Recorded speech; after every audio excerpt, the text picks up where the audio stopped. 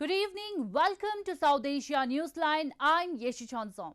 Here are the top stories we are tracking for you on Thursday, the 3rd of September. Amid border tensions with China, Indian Army Chief reaches northern Ladakh to review situation. Locals blame authorities destroying historic places in Pakistan-administered Kashmir. An Indian oil crude carrier catches fire off Sri Lanka, 1 injured.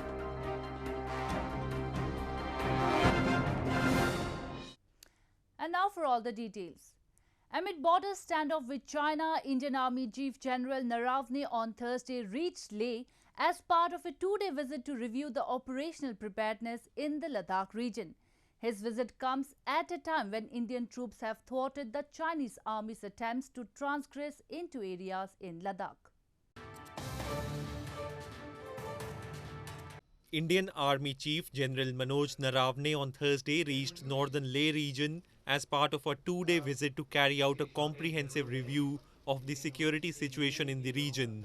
Naravane's visit comes at a time when Indian troops have thwarted the Chinese army's attempts to transgress into areas in Ladakh. The Indian Army has further bolstered its presence in at least 3 strategic heights in the southern bank of Pangong Lake in eastern Ladakh, days after foiling China's provocative actions to change the status quo in the area, reports suggest. India wants to resolve the border issue through talks, but will effectively deal with any misadventure by China along LAC. I think that has been put very clearly.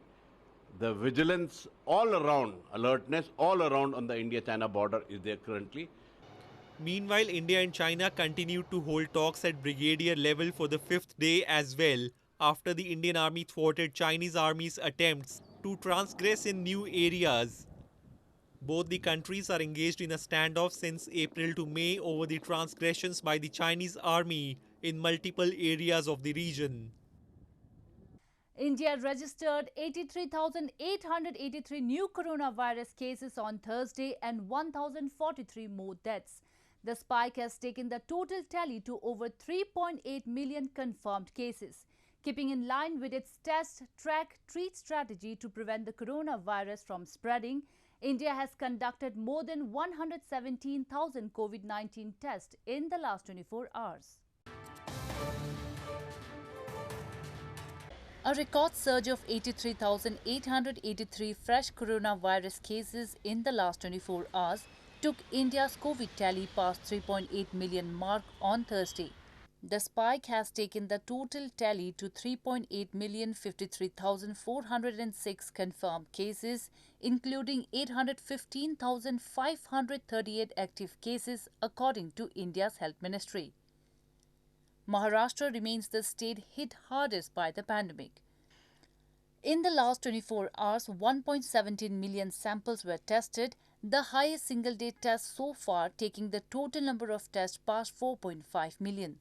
In capital New Delhi, that witnessed the number of active COVID-19 cases increase by around 50% in a month, Delhi Health Minister said the government is focusing on more testing. देखिए हम test बढ़ा रहे हैं. आपको मैंने बताया कि कल 30,000 के आसपास थे, आज 35,000 के करीब टेस्ट हुए हैं और हम टेस्ट के ऊपर सबसे ज़्यादा स्ट्रेस दे रहे हैं कि लोगों का ज़्यादा से ज़्यादा लोगों का टेस्ट हो सके.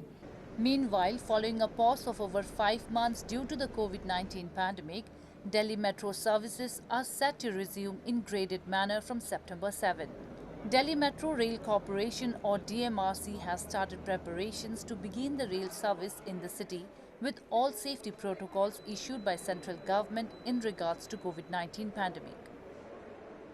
Moving on, locals in Pakistan-administered Kashmir have blamed authorities are deliberately destroying places of historic and cultural significance in the illegally occupied region. They accuse acute negligence compounded with systematic designs to not let the region develop has also deprived it of any major touristic footfall. A report.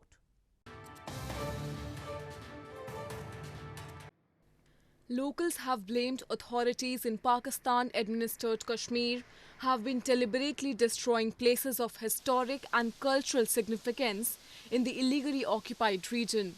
Recently, a centuries-old bridge on a famous waterfall near Chinari area was razed down completely instead of efforts to preserve it.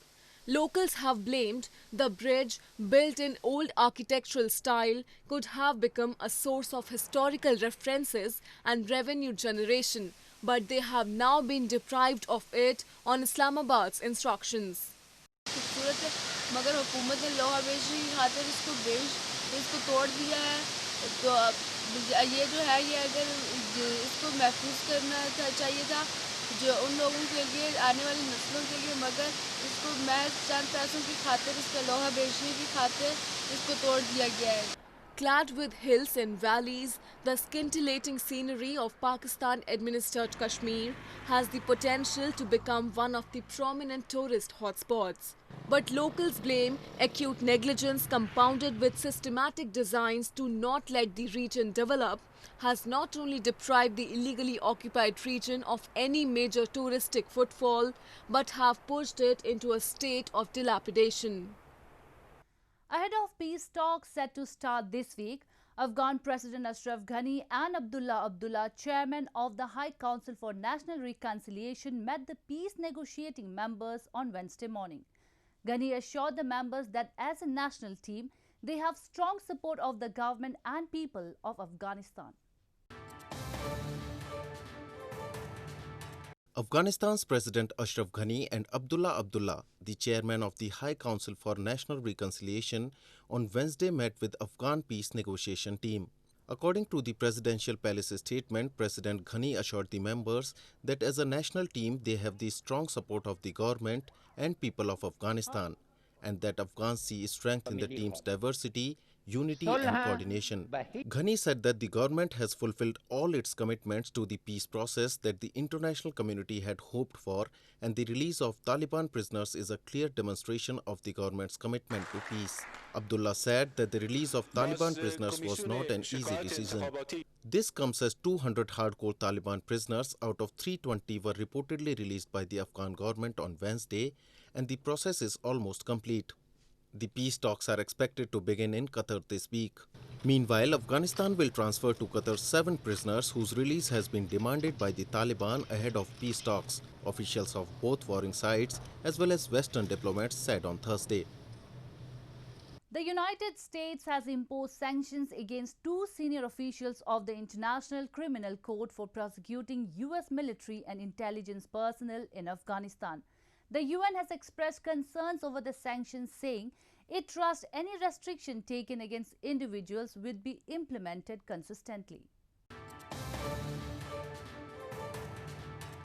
The United States on Wednesday imposed sanctions on International Criminal Court or ICC prosecutor Fatou Bensouda. Secretary of State Mike Pompeo informed over her investigation into whether American forces committed war crimes in Afghanistan.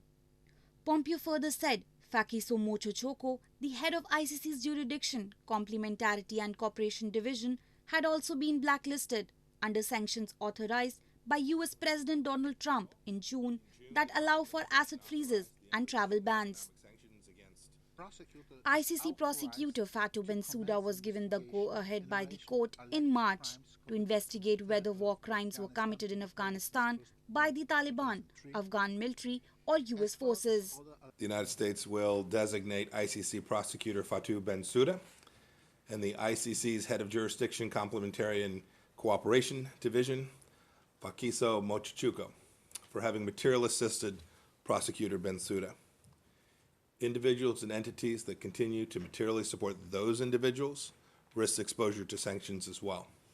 Meanwhile, the United Nations has expressed concerns over US sanctions, saying it trusts any restriction taken against individuals will be implemented consistently with the decades-old US deal with the UN to host the world body's headquarters in New York.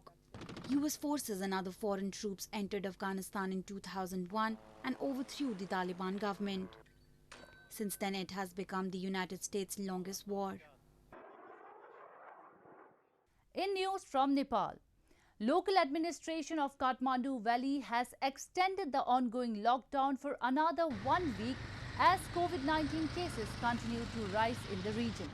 Virtual meeting between chief district officers of Kathmandu, Bhaktapur and Lalitpur on Wednesday evening decided to extend the lockdown for third time till 9th of September. The valley has been under prohibitory order since 20th of August, barring public mobility and vehicular movements, except for the essential services. And listed as major virus hotspot, Kathmandu Valley currently hosts a total of 6,112 active cases. Nepal's coronavirus infection cases have doubled in 1 month. As of Thursday, more than 41,640 confirmed cases of COVID-19 were reported across the Himalayan nation, with 251 associated deaths so far. In news from Sri Lanka, a fire that broke out on a fully loaded supertanker off the east coast of Sri Lanka has been brought under control, a spokesman for the Sri Lankan Navy said on Thursday, adding that one of its 23 crew was injured till the last reports came in.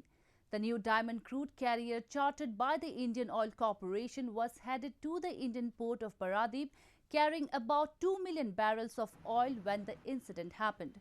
It was about 20 nautical miles off the east coast of Sri Lanka, and its military had sent an aircraft and 2 ships to aid in the rescue. Sri Lanka's Marine Protection Authority said it would take measures to prevent any possible oil leak from the tanker. Favorable weather conditions and introduction of new varieties have helped farmers to boost the production of almonds this year in India's northern Jammu and Kashmir territory. The trees are loaded with enriched quality production, and the farmers and dealers both are anticipating huge profits. Almond growers and dealers in India's northern Jammu and Kashmir are rejoicing over enriched quality production this year and are anticipating high profits. According to the farmers, the almond production has been less this year amid the pandemic. However, the quality has been good due to favorable weather conditions and introduction of new varieties and assistance by experts from agriculture research institutes in the Union Territory. The almonds of Kashmir Valley are widely known for their superior quality and taste and are in great demand across various parts of India. Quantity कम है मगर quality बहुत अच्छी है इस बार। तो दूसरी बात यह है कि मौसम भी अच्छा रहा इस बार। चलो इसको इतनी बारिश भी नहीं चाहिए थी, इनका अपना इरिगेशन भी था इस वक्त फसल इस वक्त बहुत अच्छी है। The cool and dry climate of Kashmir is also suitable for fruits like strawberries, apples, cherries, plums, grapes and walnuts, which require moderate rainfall and bright sunshine. Well, that's the way it was in South Asia this evening. Before we conclude the top stories once again.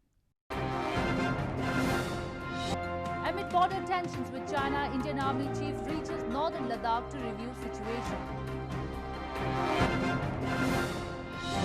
Locals blame authorities destroying historic places in Pakistan-administered Kashmir.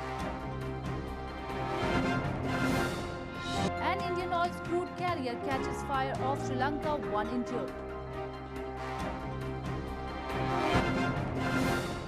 Now our viewers can watch the show on SouthAsiaNewsline.com. You can also visit us on Facebook.com/Asia Newsline and follow us on Twitter @Asia Newsline. That's all in tonight's edition. We'll see you same time tomorrow. Good night.